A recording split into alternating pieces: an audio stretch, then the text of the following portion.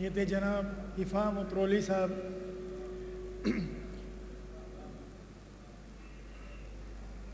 اللہ ان کی توفیقات میں مزید اضافہ کرے کہ وہ اسی طرح سے اپنی ولایت کے جذبے سے مومنین کے دل کو محظوظ کرتے رہیں.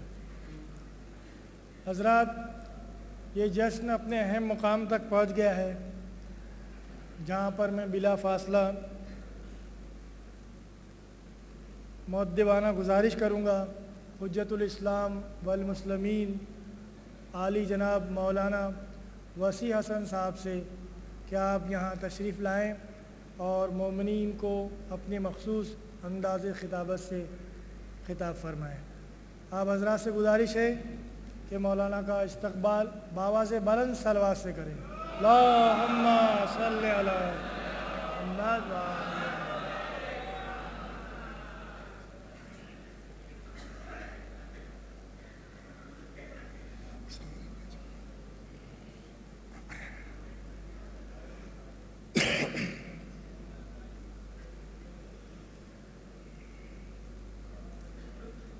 لا حول ولا قوة إلا بالله العلي العظيم. أعوذ بالله من الشيطان الرجيم. بسم الله الرحمن الرحيم. الحمد لله رب العالمين. الحمد لله الذي جعلنا من المتمسكين بولاية علي بن أبي طالب.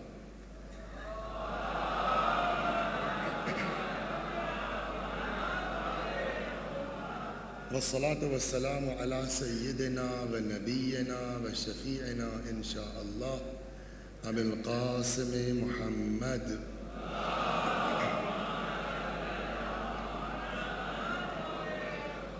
اللهم صل عليه وعلى أهل بيته مظاهر جلالك وجمالك الذين كلامهم نور وأمرهم رشد ووصيتهم التقوى وفعلهم الخير وعادتهم الإحسان وسجيتهم الكرم ولعنة الله على أعدائهم الشاكين فيهم والمنحرفين عنهم أجمعين. أما بعد،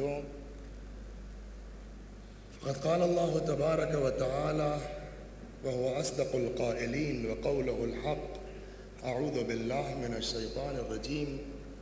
بسم الله الرحمن الرحيم. يا أيها الرسول بلغ ما أنزل إليك من ربك وإن لم تفعل فما بلغت رسالته والله يعصمك من الناس.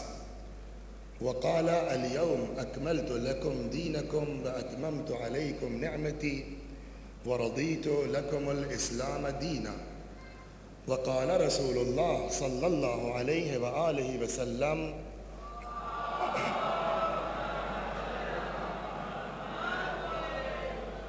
ألا ومن كنت مولاه فهذا علي مولاه. اللهم غال من والاه وعاد من عاداه وانصر من نصره واخذل من خذله. تقریریں کرتے رہتے ہیں، اللہ کا شکر ہے، احسان ہے، مگر آج کچھ سختی، کچھ زحمت میں خود محسوس کر رہا ہوں، اس لیے کہ بزرگان دین تشریف فرما ہے وہ تو اپنی جگہ. آج پہلی مرتبہ میں اپنے ایک استاد کے سامنے آیا ہوں اور یہ ایک بہت سخت منزل ہے، پھر بھی فضائل مولا، ولایت مولا کے اعلان کی بات ہے.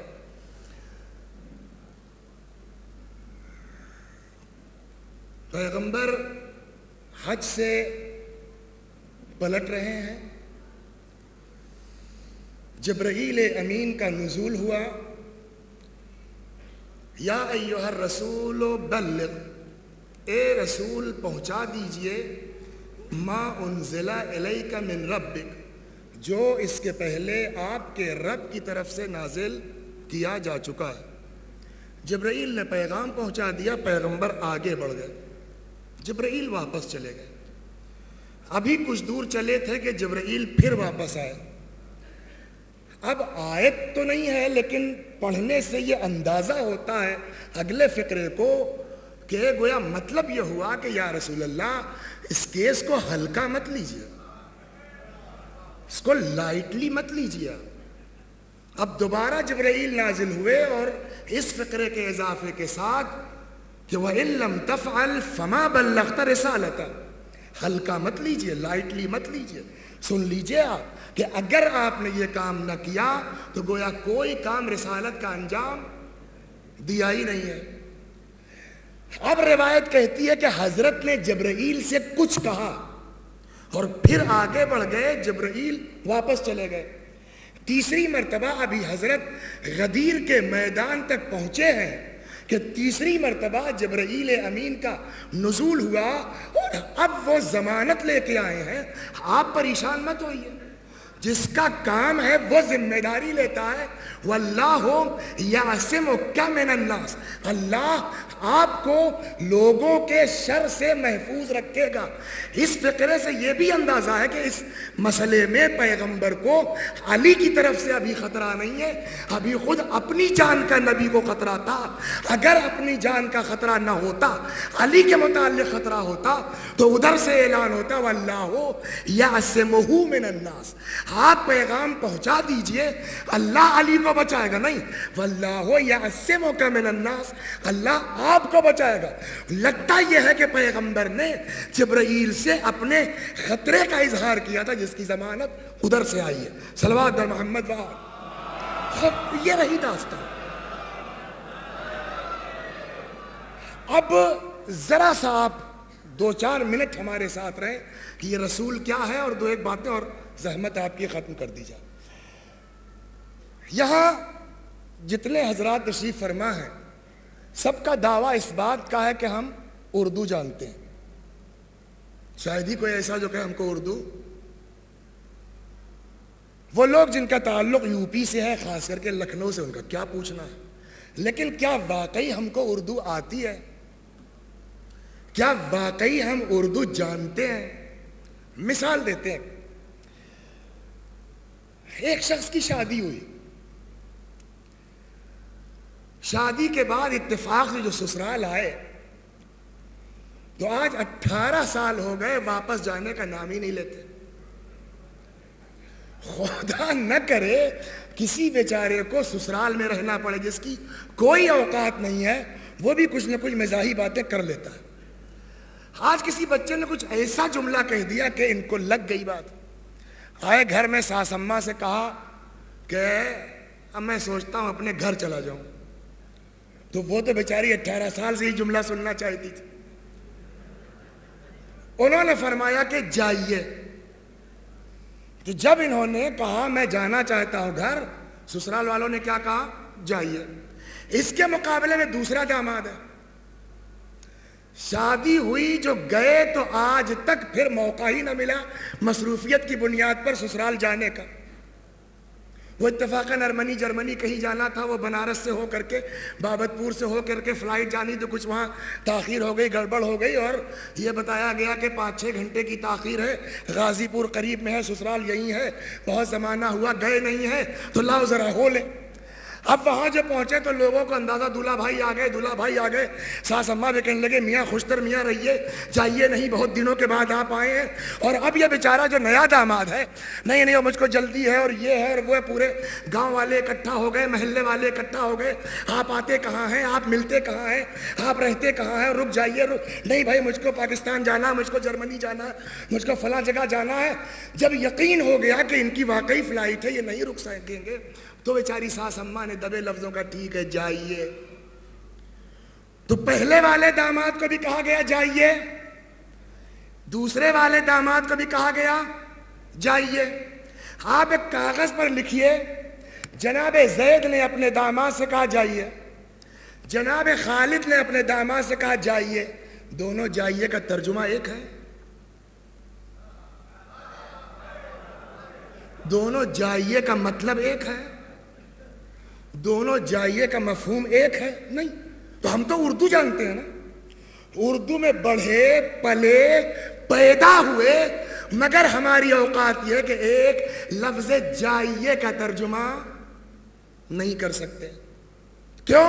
کہ جب تک بیک گراؤنڈ نہ معلوم ہو، شان نزول نہ معلوم ہو، لہجہ نہ معلوم ہو، سمجھ میں آ گئی نا بات؟ کب کہی ہے بات، کس تناظر میں کہی گئی ہے، کس سندرب میں کہی گئی ہے؟ تو جب ہم بغیر شان نزول اور بغیر لہجے کو سمجھے ہوئے اردو کے ایک جائیے کا مطلب نہیں سمجھ سکتے، تو وہ قرآن جو اللہ کا کلام ہے، جب تک شان نزول کا پتہ نہ ہو ہم کسی آیت کا ترجمہ کر سکتے ہیں؟ لغت جاننے سے قرآن کی تفسیر نہیں ہوگی، قرآن کا ترجمہ نہیں ہوگا، جب تک شان نزول نہ معلوم ہو، لہجہ نہ معلوم ہو۔ اسی لیے پیغمبر نے فرمایا انی تارک فیکم الثقلین کتاب اللہ و عطرتی اہل بیتی۔ قرآن سمجھنا ہے تو عطرت بتائے گی، لہجہ کیا ہے، شان نزول کیا ہے، بیک گراؤنڈ کیا ہے۔ تو ایک بات ہمارا یہ سمجھدار محترم مجمع اچھی طرح سے ذہن میں ہمارے بیٹھ گئی ہے بات کہ کسی بھی لفظ کا صحیح مفہوم جاننے کے لیے اس کے حالات کا سمجھنا ضروری ہے۔ لیکن کیا ہر لفظ کے لیے یہی شرط ہے؟ ضروری ہے؟ نہیں۔ کچھ الفاظ وہ ہیں کہ جن کی ساخت ایسی ہوتی ہے کہ اس کے لیے حالات کا جاننا، لہجے کا جاننا، بیک گراؤنڈ کا جاننا ضروری نہیں ہے۔ ساخت ایسی ہے کہ وہ لفظ بتا رہا ہے کہ پیار کے لیے ہے، محبت کے لیے ہے یا نفرت کے لیے ہے۔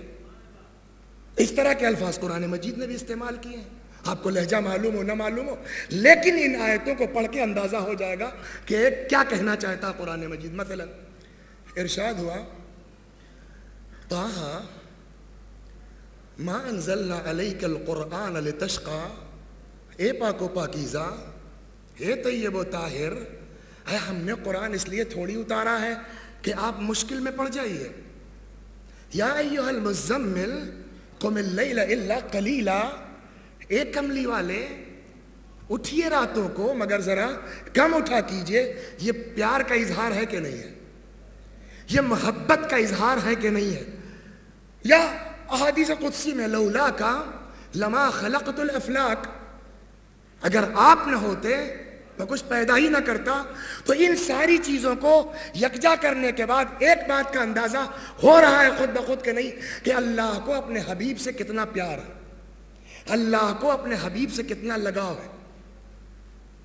قرآن مجید نے دوسری جگہوں کے اوپر اپنے پیغمبر کا جو منصب بیان کیا، وہاں کیا ارشاد ہوتا ہے؟ وما محمد الا رسول، محمد کچھ ہے ہی نہیں سوائے اس کے کہ وہ رسول ہے۔ ما کان محمد ابا احد من رجالکم ولکن رسول اللہ وخاتم النبیین۔ 8-10 دن پہلے ایک واقعہ ہمارے ساتھ جو ہوا، ایک کام پڑ گیا ہم کو لکھنؤ میں، اتفاقاً ہمارے علاقے کے ایک IPS تھے بیچارے، اور مجھ کو انہی سے کام تھا اتفاقاً، کیا کریں کیسے جائیں۔ ایک لڑکے کے پاس گئے، وہ بھی اسی گاؤں کا تھا، میں نے کہا یار کوئی طریقہ بتاؤ، جگاڑ بتاؤ کہ ملنے، یا گھر ہی چلو ملنے اگر آفس میں نہیں۔ اتنے میں دیکھا ان کے چچا چلے آ رہے ہیں، وہ اتفاق سے میرے والد کے دوستوں میں تھے، میرے دادا کے شاگردوں میں تھے۔ خامیاں خیریت کیسے؟ ارے میں نے کہا چچا وہ آپ کے بھتیجے سے ملنا تھا، میرا یہ کام ہے۔ کہ چلو صبح چلتا ہوں۔ اب وہ صبح گاڑی تھی میرے پاس، میں نے کہا چلیے۔ راستے بھر ماشاءاللہ، اور لڑکا یوں ہے اور ایسا ہے اور ویسا ہے، 35 لڑکوں کی فیس ادا کرتا ہے، جتنی تعریف کر سکتے تھے وہ اپنے بھتیجے کی کرتے رہے۔ وہاں جب پہنچے آفس میں تو بالکل جیسے وہ اس سے پوچھا صاحب ہیں آپ کا نام؟ میں چچا ہوں ان کا۔ اس نے کہا پرچی لکھ دیجئے۔ خیر میں بیچاروں نے پرچی، چچا وچا ہونا کوئی کام نہیں آیا، پرچی لکھ دی۔ اندر گیا، صاحب نے کہا بیٹھیے، وہاں بیٹھے رہے تھوڑی دیر تک، پھر آہستہ آہستہ غصہ بھی آنے لگا۔ مولانا 2 منٹ اور دیکھتا ہوں ورنہ چلوں گا، پھر بے عزتی برداشت نہیں ہے یہ۔ خیر اتنے میں پیغام آ گیا، گئے ملے، کام ہوا، چلے آئے۔ اب راستے میں نے چچا سے میں نے کہا آپ تو بہت پھینک رہے تھے، اور بیٹا یوں اور یوں میرا احترام کرتا ہے، یوں لحاظ کرتا ہے اور ایسا کرتا ہے، اور یہاں تو آپ بالکل صاحب ہیں صاحب ہیں۔ کہ وہ گھر کی باتیں ہیں، جب گھریلو گفتگو ہوگی تو وہ چچا کہے گا، میں بیٹا کہوں گا۔ جب پیار کی گفتگو ہوگی تو میں سلمہو کہوں گا۔ لیکن جب آفیشیل کام ہوگا، دفتر میں آئیں گے تو بائی پوسٹ خطاب ہوگا۔ اس کا مطلب یہ ہوا کہ کسی سے گفتگو کے 2 طریقے ہیں، ایک آپسی پیار کی گفتگو ہے اور ایک آفیشیل لینگویج ہے۔ صلوات بر محمد وآل۔ کچھ محسوس فرمایا آپ نے؟ تو انداز تخاطب 2 ہوا، ایک محبت کی گفتگو اور ایک دفتری امور کے لیے آفیشیل لینگویج. طٰہٰ کہا گیا، مزمل کہا گیا، مدثر کہا گیا کہ یہ حبیب اور محبوب کے درمیان پیار کی گفتگو ہے، محبت کی گفتگو ہے. جب محبت کی گفتگو ہوگی کبھی طٰہٰ کہا جائے گا، کبھی مزمل کہا جائے گا، کبھی مدثر کہا جائے گا. حیثیت کیا ہے؟ وما محمد الا رسول، یہ کچھ نہیں ہے فقط رسول ہے. تو جب پیار کی گفتگو ہوگی تو طٰہٰ، مزمل. جب آفیشیل کام ہوگا تو پوسٹ کے ذریعے خطاب ہوگا. اب کچھ سمجھ میں آیا؟ طٰہٰ نہیں کہا، مزمل نہیں کہا، یا ایھا الرسول بلغ.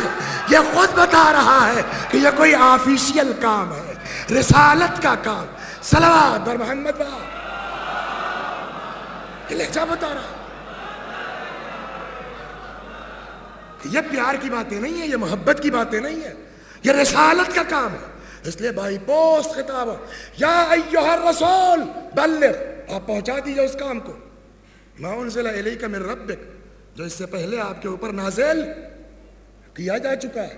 اور یہ سن لیجئے آپ، وَإِن لَمْ تَفْعَلْ فَمَا بَلَّغْتَ رِسَالَتَهُ. جب یہ آیت میں کوئی نئی بات نہیں کہہ رہا ہوں، جو سب پڑھ چکے ہیں وہی پڑھ رہا ہوں. فضائل بسد سادگی پڑھ رہا ہوں. ما نحن فی سے خارج بھی نہیں ہونا چاہیے، غدیر سے الگ بھی نہیں ہونا چاہیے. آیت نازل ہو گئی، جو پیچھے رہ گئے تھے ان کا انتظار کیا گیا، جو آگے بڑھ گئے تھے ان کو واپس بلایا گیا. مجمع کتنا تھا؟ 80,000، 1,00,000، 1,20,000، 1,24,000، 1,00,000 کم و بیش، درمیانی وہ نکل سکتے، 1,00,000 بھی کہتے ہیں. تو 1,00,000 کے قریب مجمع. اس زمانے کا سفر کا طریقہ کیا تھا؟ پیدل، اونٹوں کے ذریعے، گھوڑوں کے ذریعے، خچر، گدھے وغیرہ. 1,00,000 سم تھنگ جو مجمع ہے، اس میں اگر 25% بھی لوگ اونٹ سے گئے ہوں گے تو اس صحرا میں کئی ہزار اونٹ ہیں؟ نیئر اباؤٹ 25,000 تو اونٹ ہوں گے نا. اتنے سے مجمع کے لیے اتنی اونچائی ہے. آواز پہنچانے کا میٹر نہیں ہے، وہ تو اللہ کے ہاتھ میں، اللہ پہنچا دے گا. جو ابراہیم سے کہتا پکارو تم، آواز پہنچائیں گے ہم، عالم ارواح تک آواز جائے گی. تو 1,00,000 کے مجمع میں پیغمبر کی آواز جانا وہ اہمیت نہیں ہے. مسئلہ مجمع دیکھے تو اب مجمع کو دیکھنے کے لیے 1,00,000 مجمع کو دیکھ، پیغمبر کے لیے بلندی چاہیے کہ نہیں چاہیے؟ وہاں صحرا، بیابان، جنگل، وہ تیار کیسے کی جائے اونچائی، بلندی، وہ ممبر کیسے ہو؟ تو وہی ایک صورت تھی کہ جو اونٹوں کے اوپر کجاوے رکھے جا رہے ہیں انہی کو اتار لو. تو اب اگر 25,000 بھی اونٹ ہیں تو 25,000 کجاوے ہوئے نا. ایک ان کا لے لو، ایک ان کا لے لو، ایک وہاں سے لے لو، یا جو سامنے آیا وہ کوئی کرائیٹیریا ہوگا نہیں ہوگا کہ کس کا کجاوا لیا جائے گا، کس کا کجاوا. اقرار جہالت عیب نہیں ہے،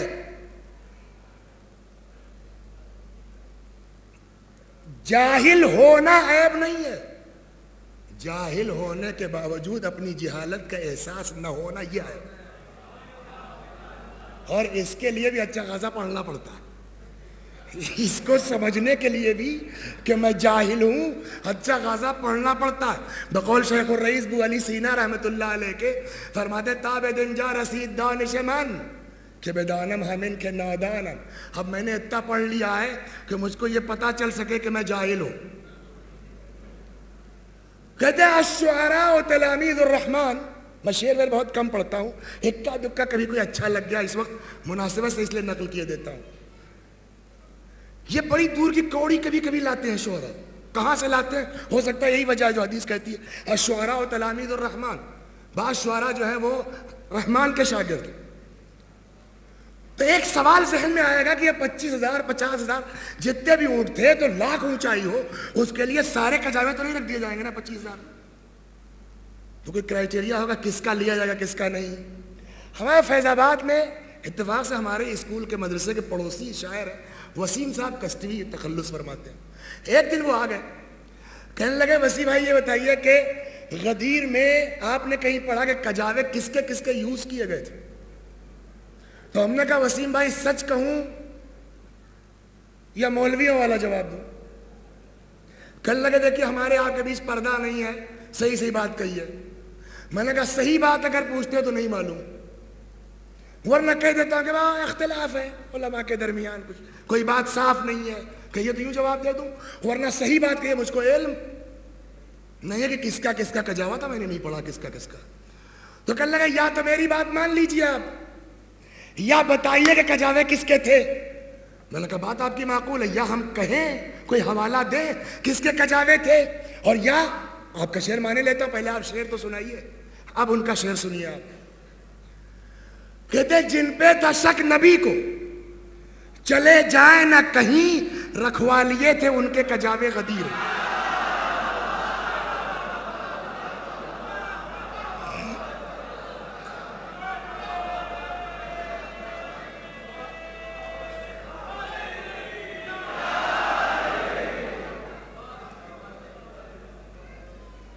اب ایک شاعر کا خیال ہے واللہ اعلم. تیار ہوا منبر, حضرت آئے, ایک خطبہ ارشاد فرمایا. بہت سی باتیں میں جملہ, میرے اہل بیت کی مثال کشتی نوح کی سی ہے, جو اس پر سوار ہوا اسے نجات ملے. انی تارک فیکم الثقلین کتاب اللہ و عترتی اہل بیت, میں تمہارے درمیان دو چیزیں چھوڑ کے جا رہا ہوں, ایک اللہ کی کتاب, دوسرے میری عطرت جو میرے اہل بیت میں ہے.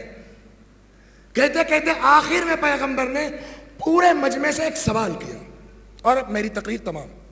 پورے مجمع سے سرکار دو عالم نے ایک سوال کیا, الستو اولا بکم من انفسکم. بچپنے میں جو رٹا تھا ترجمہ وہ سنا دیتا ہوں آپ کو, نہ اس وقت ہم سمجھے تو مجمع کا حال نہیں معلوم. کیا میں تمہارے نفسوں پر تم سے زیادہ حق تصرف نہیں رکھتا؟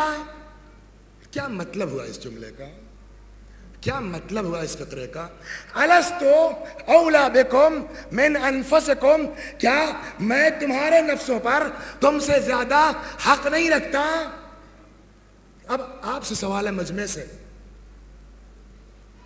انسان کو سب سے زیادہ لگاؤ اور محبت دنیا میں کس چیز سے ہے؟ پہلے مرحلے میں مال. کیوں؟ دولت. کیوں؟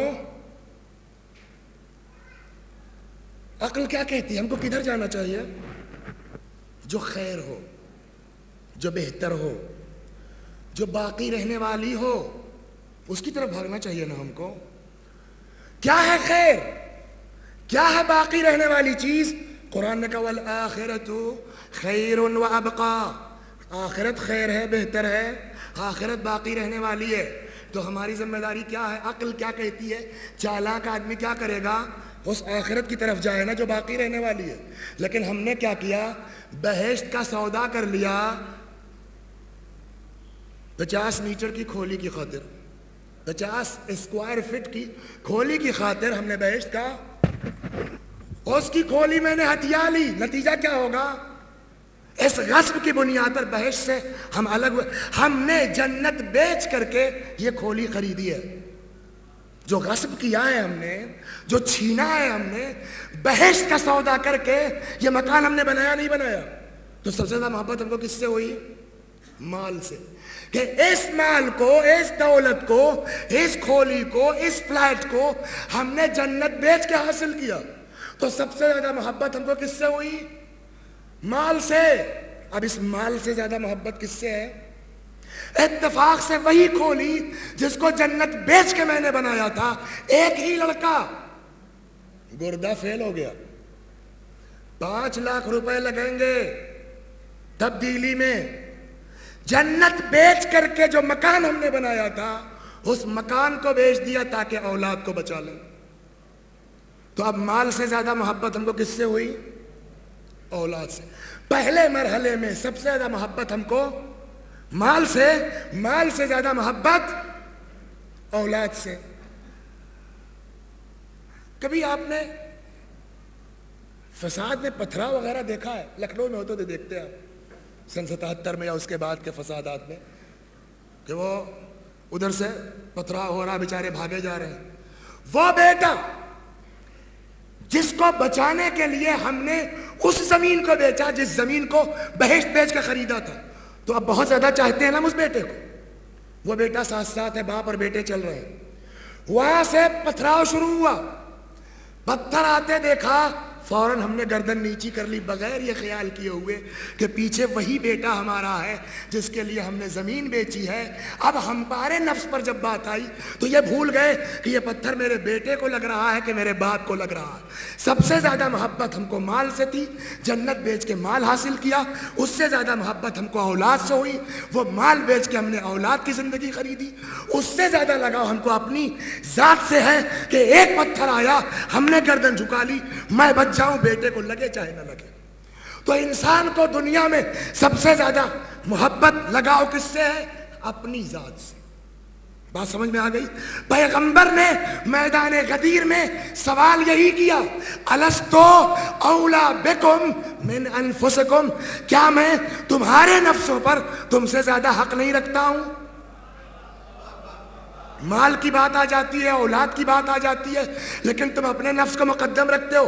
ذرا یہ بتاؤ کہ اگر کہیں مال ہو، کہیں دولت ہو، اس کی بات نہیں جانے دو، خود تمہارا نفس ہو اور امر پیغمبر ہو، حکم نبی ہو، تو الستو اولا بکم، میں تمہارے نفسوں پر تم سے زیادہ حق رکھتا ہوں؟ سارے مجمع نے کہا بلا یا رسول اللہ. جب سب سے اقرار لے لیا تو اب نبی نے آواز دی کہ اس طرح کے اولویت اکیلے میری نہیں ہے. فمن کنت مولاه فهذا علی مولا. صلوات بر محمد.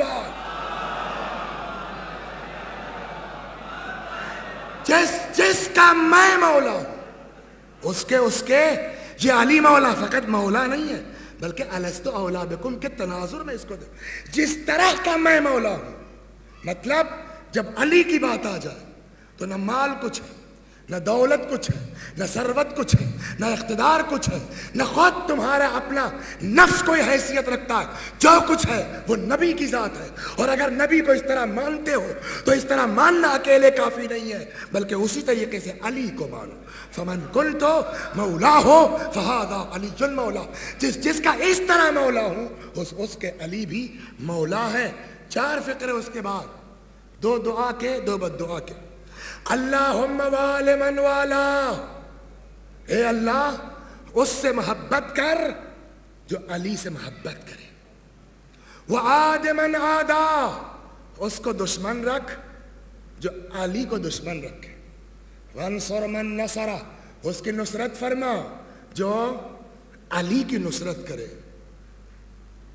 دنیا میں دعا ہماری کس کے طفیل میں قبول ہوگی؟ قرآن سے پوچھئے وَلَوْ أَنَّهُمْ إِذْ ظَلَمُوا أَنفُسَهُمْ جَاءُوكَ فَاسْتَغْفَرُوا اللَّهَ وَاسْتَغْفَرَ لَهُمُ الرَّسُولُ لَوَّجَدُوا اللَّهَ تَوَّابًا رَحِيمًا. وہ لوگ جنہوں نے گناہ کی بنیاد پر اپنے نفسوں کے اوپر ظلم کیا، اے میرے حبیب اگر وہ آپ کے پاس آ گئے ہوتے فَاسْتَغْفَرُوا اللَّهَ، استغفار کرتے اللہ سے، لیکن ان کا اکیلا استغفار نہیں، وَاسْتَغْفَرَ لَهُمُ الرَّسُولُ، اور ان کے لیے رسول بھی استغفار کر دیتے تو لَوَجَدُوا اللَّهَ تَوَّابًا رَحِيمًا. تو یہ دیکھتے کہ اللہ کتنا زبردست توبہ قبول کرنے والا ہے، کیسا زبردست ساری کائنات کی توبہ اور استغفار قبول ہو نبی کے صدقے میں، حبیب کے صدقے میں. ساری کائنات کی دعا قبول ہو حبیب کے صدقے میں. خود رسول اللہ کی دعا قبول نہیں ہوگی، خود رسول اللہ کی بد دعا قبول نہیں ہوگی. رسول اللہ کی دعا ہے اللہم وال من والا. بس ایک نقطہ مل گیا ہم کو، اگر کائنات میں چاہتے ہو کہ محبوب الہی بن جاؤ، علی سے محبت کرو، محبوب خدا ہو جاؤ. اللہ تمہاری مدد کرے، آسان طریقہ، علی کے ناصر بن جاؤ، خدا تمہارا ناصر بن جائے گا. خبردار علی کے خذلان کی کوشش مت کرنا. خبردار علی کو چھوڑنے کی کوشش مت کرنا، ورنہ نبی کی یہ بھی دعا ہے، اللہ وَخْذُلْ مَنْ خَذَلَ۔ اسی میں ایک قصہ جلدی سے سنا کے اور ختم کر دیتا ہوں، صلوات بر محمد وآل۔ علی کو چھوڑو گے؟ ایک صاحب تھے، بڑے باپ کے بیٹے تھے، نام تھا ان کا عبداللہ، جانتے ہیں آپ نے، بہت بڑے باپ کے بیٹے تھے ظاہری اعتبار سے۔ چوتھے مرحلے میں مولا امیر المؤمنین سلام اللہ علیہ علی کو چھوڑو گے اللہ رسوا کرے گا۔ سب نے بیعت کر لی، یہ عبداللہ صاحب بھاگے بھاگے پھر رہے تھے، بیل پکڑ کے لائے گئے، بیعت کرو، نہیں کریں گے۔ باقی کیا مولا ہے سلام اللہ علیہ۔ حضرت نے کہا ٹھیک ہے، کوئی ضامن ہے، گڑبڑ نہیں کرو گے، جانے دو۔ ان کا صاحب ضمانت بھی نہیں کوئی ہے۔ اچھا میں ضمانت لے لوں، ٹھیک ہے۔ اس طرح سے مولا کی شرافت چھوڑ دیا، جاؤ۔ لیکن اس نے جب بیعت نہیں کی، اس کا کیا مطلب ہوا؟ یہ خذلان کی کوشش ہے یا نہیں؟ سیدھے سیدھے یعنی ہم آپ کو اس لائق نہیں سمجھتے ہیں۔ اللہ نبی کی بد دعا کیا ہے؟ وَخْذُلْ مَنْ خَذَلَ۔ اللہ نے اس آدمی کو حیات دی، زندگی دی، یہ رہا مدینے میں۔ وقت آتے آتے آتے وہ وقت آیا کہ اسی مدینے میں حجاج ابن یوسف گورنر بن کے آیا۔ وہ حدیث ہمارے یہاں تو ہے، ان کے یہاں مشہور ہے۔ وہ کیا ہے؟ من مات ولم يعرف امام زمانہ مات میتۃ جاہلیہ۔ جو مر جائے اور اپنے زمانے کے امام کی معرفت حاصل نہ کرے، مر جائے، اس کی موت کفر کی موت، جہالت کی موت۔ اللہ نے اس کو زندگی دی۔ حجاج حاکم بن کر کے آیا کہاں؟ مدینے۔ ان کو عبداللہ خان کو اطلاع مل گئی، آدھی رات کو بھاگے بھاگے پہنچے۔ سپاہیوں نے کہا کہ خیریت تو، بیعت کرنے آیا ہوں، اتنی رات کو کہاں؟ چونکہ بڑے باپ کے بیٹے تھے ظاہری طور پر، جا کے سپاہیوں نے کہہ دیا ہوگا صاحب وہ فلاں صاحب آئے ہیں، خیریت تو اتنی رات کو۔ سپاہیوں نے کہا صاحب وہ بیعت کے چکر میں تشریف لائے، ٹال لیا اس نے کہ یہ بیعت نہیں ہے، یہ ہمارا خوف ہے جو ان کو کہے۔ ٹھیک ہے بلا لو۔ روایت کہتی ہے لیٹا ہوا ہے حجاج، آئے، سلام علیکم، خیریت، کیسے زحمت فرمائی اتنی رات کو، بیعت کرنے آئے ہیں۔ ارے سرکار صبح نہ ہوتی، آدھی رات کو بیعت کے لیے؟ گوز میں رسول اللہ کی حدیث یاد آ گئی، من ماتا ولم یعرف امام زمانہ ماتا میتۃ جاہلیہ۔ خوف یہ ہوا کہ کہیں ایسا نہ ہو کہ صبح ہونے سے پہلے، بیعت کرنے سے پہلے میں مر جاؤں اور میری گردن پر بیعت نہ ہو تو میری موت جہالت کی ہوگی۔ کبھی کبھی اللہ اس طرح کا بھی انتظام کرتا ہے، دشمن کی زبان سے بھی اس طرح کے جملے نکلواتا ہے خدا۔ کیا کیا طریقے ہیں وسیع اور جانشین کے حقانیت کو پہچانوانے کے، اللہ کے ہم نہیں جانتے، ہم کو پتا نہیں ہے کیا کیا طریقے اللہ اپناتا، یہ سب خدا کے طریقے ہیں۔ ایک سوال آپ سے ہے، جناب سلیمان کیا تھے؟ یاد آ گئی اتفاق سے، جناب سلیمان نبی تھے نا؟ آصف ابن برخیہ کیا تھے؟ نبی تھے۔ جب بات نکلی کہ تخت بلقیس کو لائے گا کون، کسی جن نے کہا کہ صاحب ہم پلک جھپکتے لے آئیں گے، ہم یوں لے آئیں گے، ہم یوں لے آئیں گے۔ آصف نے برخیہ نے کہا کہ قبل اس کے کہ آنکھ پلک جھپ کے ہم لے آتے ہیں، اور تب تک آ گیا۔ یہ آصف کون ہے؟ سلیمان علیہ السلام کے وصی۔ نبی کی حیثیت زیادہ ہے، علم زیادہ ہے یا وصی کا؟ سلیمان کا۔ جناب سلیمان کو ضرورت تھی اس بات کی، جو کام وصی کر سکتا ہے وہ کام خود سلیمان کر سکتے تھے؟ نہیں کر سکتے تھے۔ آپ سے جو کام علی کر سکتے ہیں وہ کام رسول اللہ کر سکتے ہیں کہ نہیں کر سکتے؟ کر سکتے ہیں. تو جو کام آصف کر سکتے تھے وہ کام جناب سلیمان خود نہیں کر سکتے تھے، کر سکتے تھے. تو یہ بات عقل میں آتی نہیں آتی؟ کیا چکر کیا ہے؟ خود نبی ہیں، ان سے پوچھ رہے ہیں، ان سے پوچھ رہے ہیں، پھر آصف کہہ رہے صاحب میں لائے دیتا ہوں. تو یہ ایک سوال ہوگا نہیں ہوگا؟ کسی نے یہی سوال کر لیا امام ہادی سلام اللہ علیہ سے، امام علی نقی علیہ السلام سے. 3 منٹ ہے ابھی. امام ہادی سلام اللہ علیہ سے پوچھ لیا کسی. یہ ہمارے آپ کے بس کا جواب نہیں ہے، یہ جواب امام ہی کا ہے. مولا یہ بتائیے سلیمان تو نبی تھے نا؟ ہاں نبی تھے. تو سلیمان کا علم بہرحال بلند ہے آصف کے مقابلے میں. ہاں تو یہ کام سلیمان نے خود کیوں نہیں کیا؟ آصف سے کیوں کروایا؟ امام نے فرمایا اس لیے کہ کل کو آصف کو سلیمان کا وصی بننا تھا، دنیا پر ظاہر کرنا تھا کہ آصف کا علم کس منزل پر ہے، ورنہ سلیمان کر سکتے تھے یہ کام. تو کبھی کبھی اوصیاء کے ذریعے اللہ یہ کام لیتا ہے تاکہ ان کی حیثیت کو ظاہر کیا جا سکے. کبھی یہ ہوتا ہے، کبھی اللہ کا طریقہ یہ ہوتا ہے کہ دشمن کے ذریعے سے ظاہر کروائے. یہ پہنچ گئے خیریت، اتنی رات کو کہاں بیعت کے لیے. ارے صبح نہ ہوتی سویرے تشریف لے آتے. پیغمبر کی حدیث نے مجبور کیا کہیں مر گئے تو کیا ہوگا. یہ بھی ایک تقویٰ ہے. کبھی کبھی دشمن وہ جملہ کہتا ہے جو اپنے کے کہنے کی ہمت نہیں ہوتی. اتنی رات کو کیوں؟ بیعت کے لیے. صبح نہ ہوتی نبی کی حدیث نے مجبور کر دیا.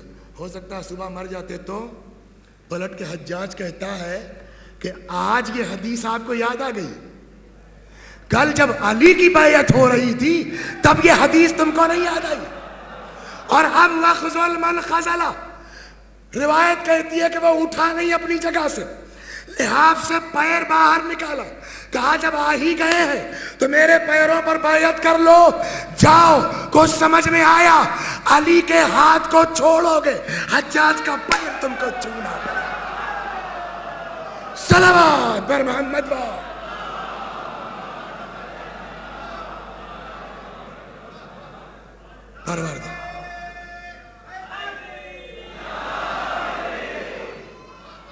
پروردگار تجھے واسطہ ہے علی کا، ہم کو عاشق علی بنا دے، ہم کو محب علی بنا دے.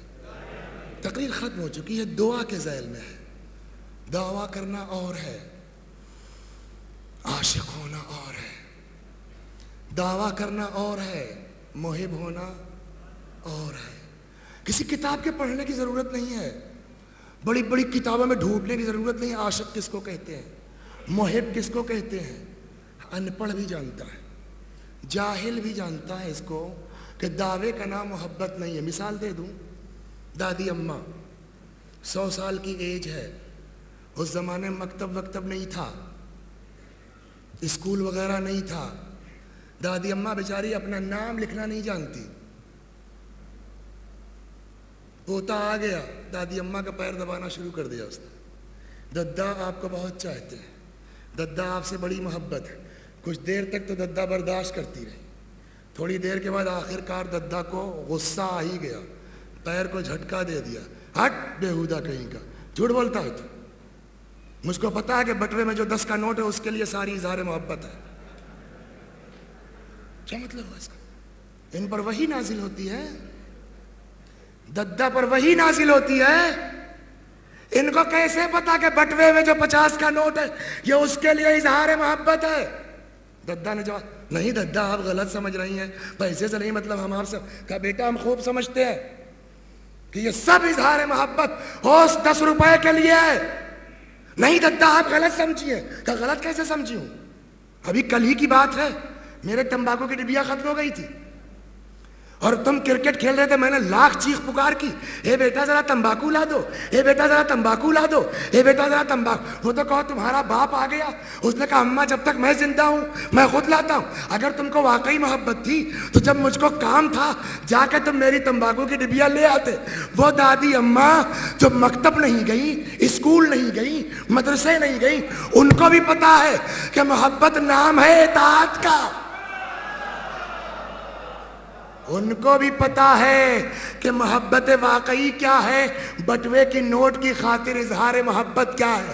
وہ دادی جو مکتب نہیں گئی ان کو تو پتا ہے کہ واقعی محبت کیا ہے، 10 کے نوٹ کی محبت کیا ہے. جو باب مدینۃ العلم ہے اس کو پتا نہیں کہ واقعی محبت. اللہ ہم دعوے دار ہیں، پروردگارہ ہم کو سچا عاشق بنا دے، ہم کو سچا محب بنا دے علی کا. وآخر دعوانا ان الحمدللہ رب العالمین، والسلام علیکم ورحمۃ اللہ وبرکاتہ.